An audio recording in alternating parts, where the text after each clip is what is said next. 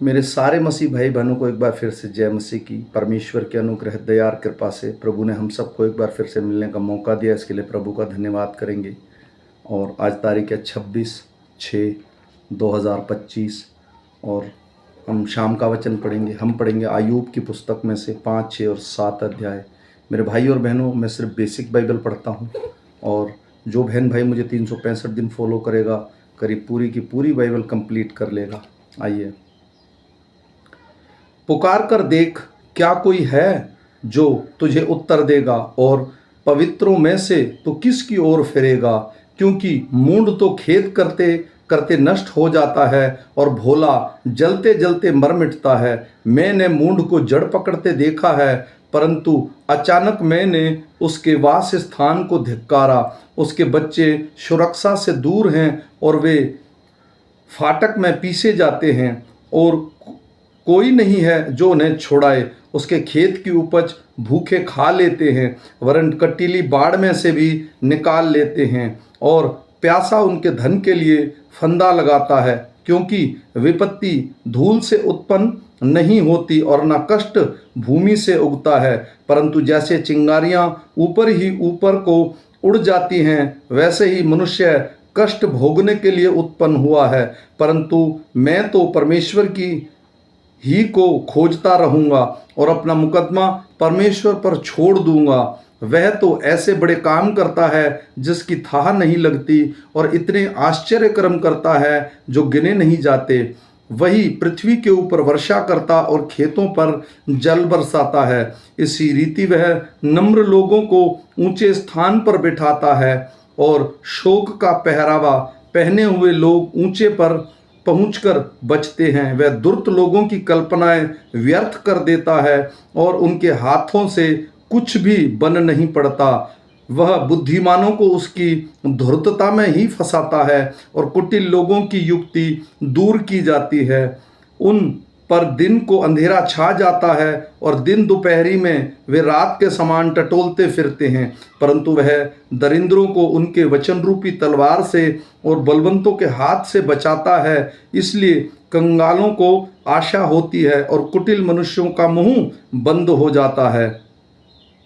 देख, क्या ही धन्य है वह मनुष्य जिसको परमेश्वर ताड़ना देता है। इसलिए तू सर्वशक्तिमान की ताड़ना को तुच्छ मत जान, क्योंकि वह घायल करता और वही पट्टी भी बांधता है। वह मारता है और वही अपने हाथों से चंगा भी करता है। वह तुझे 6 विपत्तियों से छुड़ाएगा, वरन 7 से भी तेरी कुछ हानि ना होने पाएगी।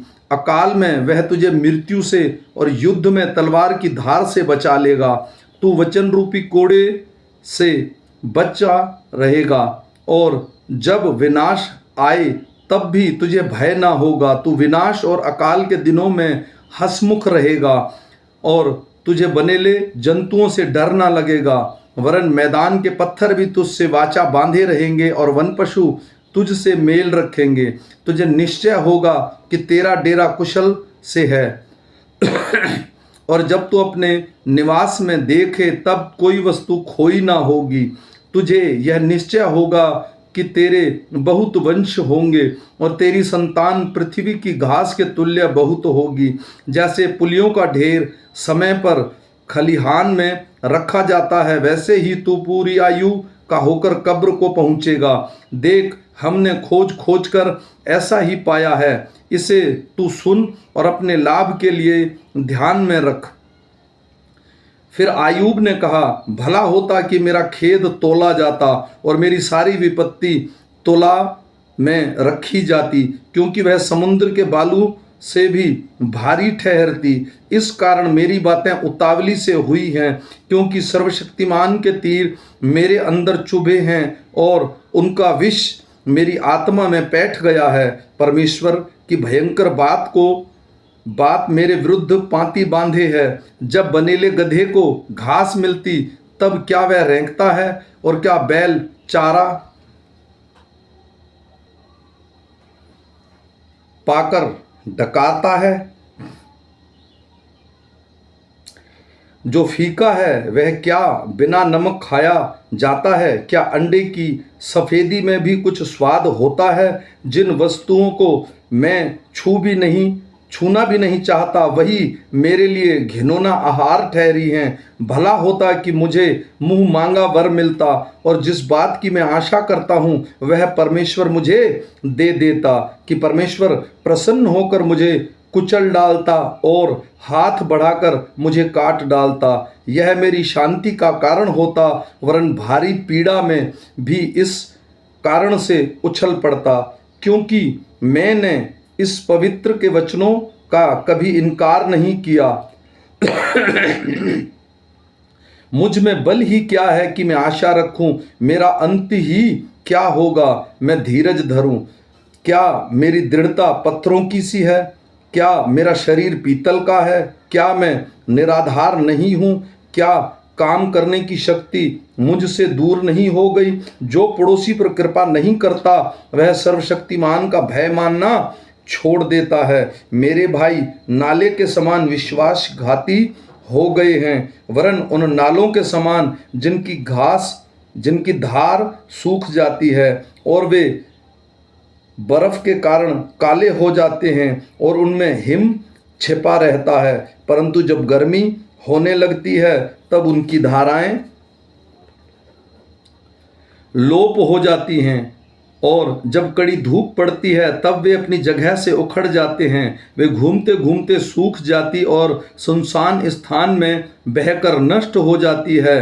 तेमा के बंजारे देखते रहे और शबा को काफिलों ने उसका रास्ता देखा। वे लज्जित हुए क्योंकि उन्होंने भरोसा रखा था कि वहां पहुंचकर उनका मुंह सूख गए। इस प्रकार अब भी कुछ न रहे। मेरी विपत्ति देखकर तुम डर गई हो। क्या मैंने तुमसे कहा था मुझे कुछ दो, या अपनी संपत्ति में से मेरे लिए घूस दो, या मुझे सताने वालों के हाथ से बचाओ, या उपद्रव करने वालों के वश से छुड़ा लो? मुझे शिक्षा दो, मैं चुप रहूँगा, और मुझे समझाओ कि मैं किस बात में चूका हूँ, कि सच्चाई के वचनों पर कितना प्रभाव होता है। परंतु तुम्हारे विवाद में क्या लाभ होता है? क्या तुम बातें पकड़ने की कल्पना करते हो? निराश जन की बातें तो वायु की सी हैं।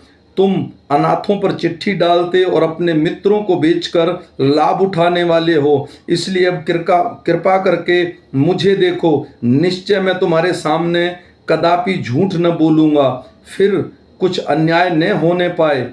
फिर इस मुकदमे में मेरा धर्म ज्यों का त्यों बना रहता है। मैं सत्य पर हूँ। क्या मेरे वचनों में कुछ कुटिलता है? क्यों मैं दुष्टता नहीं पहचान सकता? क्या मनुष्य को पृथ्वी पर कठिन सेवा करनी पड़ती है?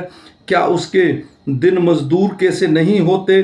जैसा कोई दास छाया की अभिलाषा करे या मजदूर अपनी मजदूरी की आशा रखे, वैसा ही मैं अनाथ के महीनों का स्वामी बनाया गया हूँ और मेरे लिए कलेश से भरी रातें ठहराई गई हैं। जब मैं लेट जाता तब कहता हूँ कि कब उठूँगा, और रात लंबी होती जाती है और पाँव फटने तक छटपटाते छटपटाते उकता जाता हूँ। मेरी देह कीड़ों और मिट्टी से ढकी हुई है। मेरा चमड़ा सटा जाता है और फिर गल जाता है। मेरे दिन जुलाहे की ढरकी से फुर्ती से चलने वाले और निराशा से बीते जाते हैं। याद कर कि मेरे जीवन वायु ही है और मैं अपनी आँख से कल्याण फिर न देखूंगा। जो मुझे अब देखता है उसे मैं फिर दिखाई ना दूंगा। मेरी आँख मेरी ओर होगी परंतु मैं ना मिलूंगा। जैसा बादल छटपटा कर लोप हो जाता है, वैसे ही अर्धलोक में उतरने वाला वहाँ से नहीं लौट सकता। वह अपने घर को फिर लौट न आएगा और अपने स्थान में फिर मिलेगा। इसलिए मैं अपना मुंह बंद ना रखूंगा, अपने मन का खेद खोलकर कहूँगा और अपने जीव की कुड़कुड़ाहट के कारण कुड़कुड़ाता रहूँगा। क्या मैं समुद्र हूँ या मगरमच्छ हूँ कि तू मुझ पर पहरा बैठाता है? जब जब मैं सोचता हूँ कि मुझे खाट पर शांति मिलेगी और बिछोने पर मुझे खेद कुछ हल्का होगा, तब तब तू मुझे सपनों से घबरा देता और दर्शनों से भयभीत कर देता है। यहाँ तक कि मेरा प्राण फांसी को और जीवन से मृत्यु को अधिक चाहता है। मुझे अपने जीवन से घृणा आती है। मैं सर्वदा जीवित रहना नहीं चाहता। मेरा जीवन काल सांस सा है, इसलिए मुझे छोड़ दे। मनुष्य क्या है कि तू उसे महत्व दे और अपना मन उस पर लगाए और प्रति भोर को उसकी सुधि ले और प्रति क्षण उसे जांचता रहे। तू कब तक मेरी ओर आंख लगाए रहेगा और इतनी देर के लिए भी मुझे न छोड़ेगा कि मैं अपना थूक निगल लूं। हे मनुष्यों पर नजर रखने वाले, मैंने पाप तो किया होगा, पर मैंने तेरा क्या बिगाड़ा? तूने क्यों मुझको अपना निशाना बना लिया है? यहाँ तक कि मैं अपने ऊपर आप ही बोझ बना हूँ। तू क्यों मेरा अपराध क्षमा नहीं करता और मेरा अधर्म क्यों दूर नहीं करता? अब तो मैं मिट्टी में सो जाऊंगा और तू मुझे यत्न से ढूंढेगा, पर मेरा पता नहीं मिलेगा। आमीन। मेरे भाई और बहनों, ये छोटा सा वचन है। हम फिर मिलेंगे सुबह के वचन के साथ। तब तक परमेश्वर का अनुग्रह, दया और कृपा हम पर और हमारे परिवारों पर अब से लेकर अनंत काल तक होती रहे। सबको जय मसीह की।